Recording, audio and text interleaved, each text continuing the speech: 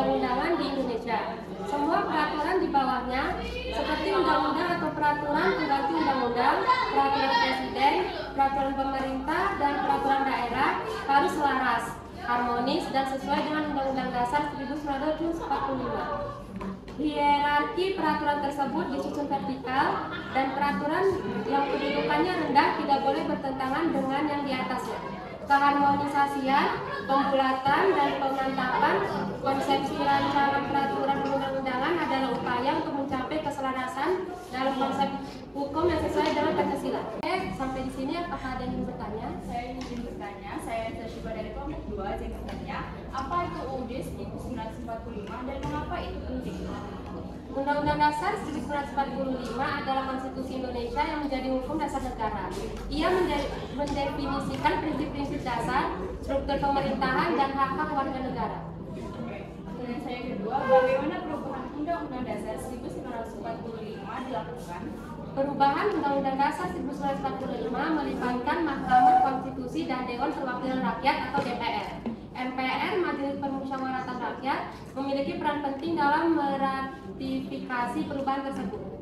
Pertanyaan saya yang terakhir, apa arti ketetapan MPR dalam Undang-Undang Dasar 1945? Ketetapan MPR adalah keputusan MPR yang terkait dengan perubahan Undang-Undang Dasar 1945 yang memengaruhi perubahan hukum dasar negara. Apakah ada yang ingin bertanya lagi?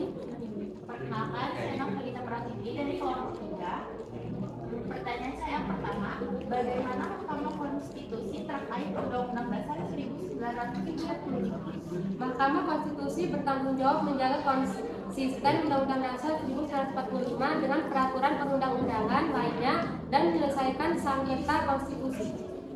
Pertanyaan selanjutnya, bagaimana hierarki peraturan perundang-undangan Dalam hierarki perundang-undangan di Indonesia, Undang-Undang 1945 berada di puncak, diikuti oleh undang-undang, peraturan pemerintah, dan peraturan daerah.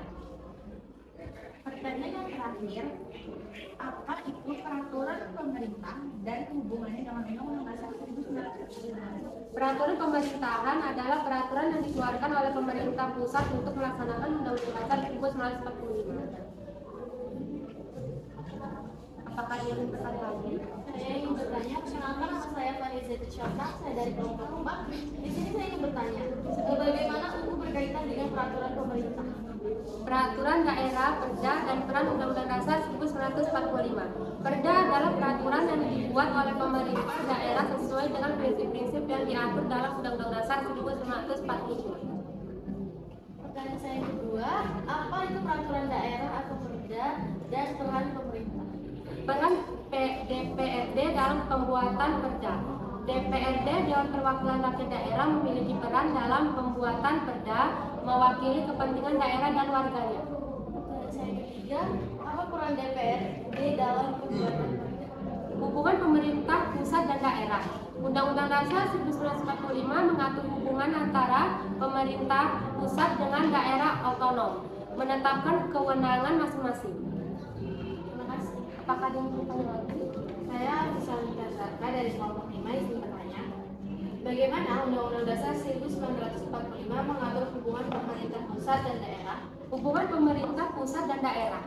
Undang-Undang Dasar 1945 mengatur hubungan antara pemerintah pusat dan daerah otonom, menetapkan kewenangan masing-masing. Pertanyaan saya yang kedua adalah, apa itu peraturan pelaksana dan perannya? Peraturan pelaksana dan fungsinya.